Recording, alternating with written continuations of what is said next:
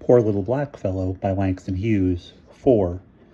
A lot of young Negroes, men and women, shiny and well-dressed, with good and sophisticated manners, came at all hours to see Claudina.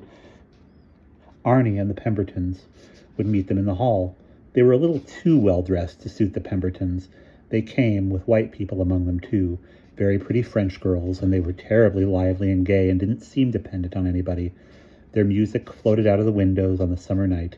The Pembertons hoped they wouldn't get hold of Arnie. They would be a bad influence. But they did get hold of Arnie. One morning as he came out to descend to the lobby to buy postcards, Claudina herself stepped into the hall at the same time. They met at the elevator. She was the loveliest creature Arnie had ever seen, in pink, all tan and glowing, and she was colored. "Hello," she said to the young black boy who looked old enough to be less shy. "You look like a hometowner." "I'm from Mapleton," Arnie stuttered. "You sound like you're from London," said Claudina, noting his New England accent and confusing it with Mayfair. "But your face says Alabama." "Oh, I'm colored all right," said Arnie, happy to be recognized by one of his own. "And I'm glad to know you." "Having a good time?" said Claudina as the elevator came. "No," said Arnie, suddenly truthful. "I don't know anybody." "Jesus," said Claudina sincerely. "That's a shame. A lot of boys and girls are always gathering at my place. Knock on the door sometime. I can't see one of my down-home boys getting the blues in Paris.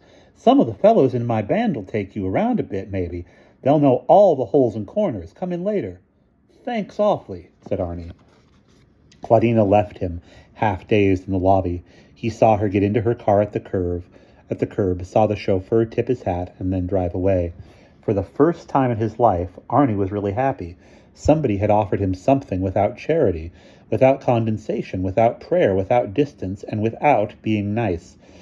All the pictures in the Luxembourg blurred before his eyes that afternoon, and Miss Emily's explanations went in one ear and out the other. He was thinking about Claudina and the friends he might meet in her rooms, the gay and well-dressed Negroes he had seen in the hall, the Paris they could show him, the girls they would be sure to know. That night he went to see Claudina. He told the Pembertons he didn't care about going to the Odeon, so they went without him, a little reluctantly, because they didn't care about going either, really. They had been sticking rather strenuously to their program of cultural Paris. They were tired. Still, the Pembertons went to the Odeon. It was a play they really should see, and Arnie went next door to Claudina's, but only after he was sure the Pembertons were sitting in the theater. Claudina was playing whist. A young Englishman was her partner. 2 sleek young colored men were their opponents. "Sit down, honey," Claudina said, as if she had known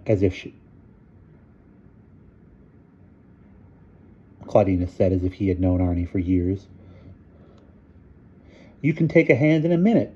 If you'd like to play, meet Mr.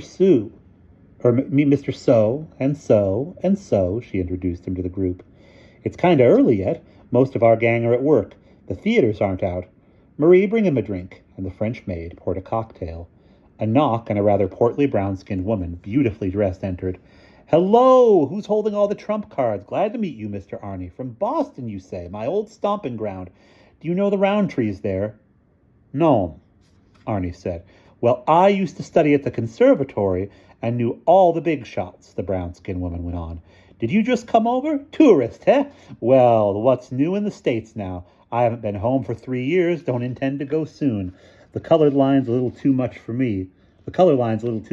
What are they dancing nowadays?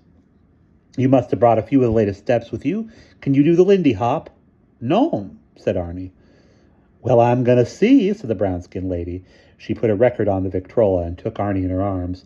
Even if he couldn't do the Lindy Hop, he enjoyed dancing with her, and they got along famously. Several more people came in a swell-looking yellow girl, some rather elderly musicians in spats, and a young colored art student named Harry Jones. Cocktails went around. "I'm from Chicago," Harry said eventually. "Been over here about a year and like it a hell of a lot. You will too as soon as you get to know a few folks." Gradually the room took on the life and gaiety of a party. Somebody sat down at a piano in the alcove and started a liquid ripple of jazz. 3 or 4 couples began to dance. Arnie and the lovely yellow girl got together.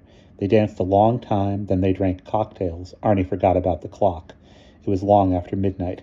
Somebody suggested that they all go to the opening of a new Martinique ballroom, where a native orchestra would play rattles and drums. "Come on, Arnie," Henry Jones said. "You might as well make a night of it. Tomorrow's Sunday."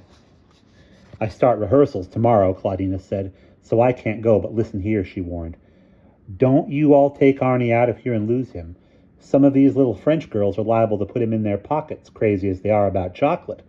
Arnie hoped he wouldn't meet the Pembertons in the hall. He didn't.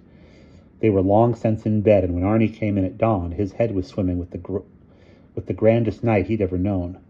At the Martinique ball, he'd met dozens of nice girls, white girls and brown girls and yellow girls, artists and students and dancers and models and tourists. Harry knew everybody, and everybody was gay and friendly. Paris and music and cocktails made you forget what color people were and what color you were yourself. Here it didn't matter, color. Arnie went to sleep dreaming about a little Romanian girl named Vivi.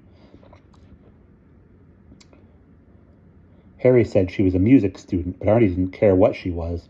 She had such soft black hair and bright gray eyes. How she could dance! And she knew a little English. He'd taken her address. Tomorrow he would go see her. Ah, hell, tomorrow the Pembertons wanted to go to Versailles. And we'll pause there.